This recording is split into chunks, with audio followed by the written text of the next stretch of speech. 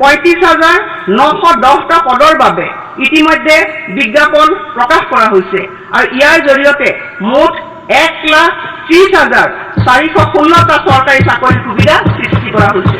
যিসমূহ পৰিয়ালত চৰকাৰী বা ৰাজহুৱা খণ্ডত এজনো চাকৰিয়াল নাই, তেওঁলোকক সুবিধা দিয়াৰ অৰ্থে সিদ্ধান্ত লৈছো যে তেনে প্ৰাৰ্থীয়ে মুঠ 500 নম্বৰৰ সৈতে 5% অতিৰিক্ত নম্বৰ লাভ কৰিব।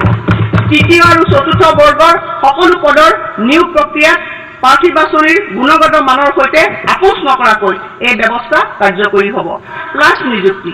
অধ্যক্ষ মহোদয়, আমাৰ যুৱক যুৱতীসকলক 1 লাখ চৰকাৰী চাকৰি প্ৰদান কৰিম বুলি আমাৰ চৰকাৰে দৃঢ়তাৰে ঘোষণা কৰিছিল। আজি গৌৰৱেৰে জনাওঁ যে 2024 বৰ্ষৰ জানুৱাৰী মাহলৈ আমি 94,506 গৰাকী চাকৰি প্ৰত্যাশীক সফলতাৰে নিযুক্তি দিছোঁ।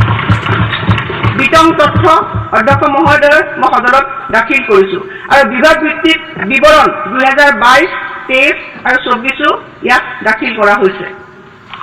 আপোনালোক সকলোৱে এই কথাত নিশ্চিত সহমত প্ৰকাশ কৰিব যে সম্ভৱপৰ কম সময়ৰ ভিতৰতে প্ৰথমবাৰৰ বাবে এনেকুৱা এক অভিলেখ পৰ্যায়ৰ নিযুক্তি প্ৰক্ৰিয়া সম্পন্ন হৈছে। এই নিযুক্তি প্ৰক্ৰিয়াৰ জৰিয়তে সৰ্বাধিক সংখ্যক পৰিয়ালক সামৰি লৈ আমি সামাজিক সমতা সম্ভৱ কৰিব বিচাৰিছোঁ। চৰকাৰী নিযুক্তিত সামাজিক সমতা। অধ্যক্ষ মহোদয়, আমি প্ৰায় লক্ষ্য কৰোঁ যে এটা পৰিয়ালত কেইবাজনো চৰকাৰী চাকৰিয়াল থকাৰ বিপৰীতে কিছুমান পৰিয়ালত এজনো চৰকাৰী চাকৰিয়াল নাই।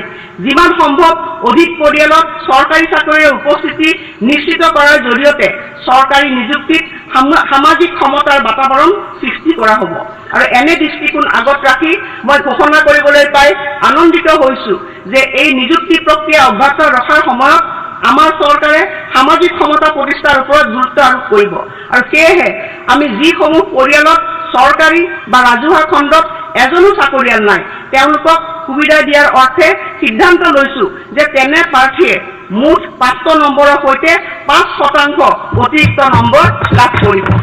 তৃতীয় আৰু চতুৰ্থ বৰ্গৰ সকলো পদৰ নিয়োগ প্ৰক্ৰিয়াত প্ৰাৰ্থী বাছনিৰ গুণগত মানৰ সৈতে আপোচ নকৰাকৈ এই ব্যৱস্থা কাৰ্যকৰী হ'ব।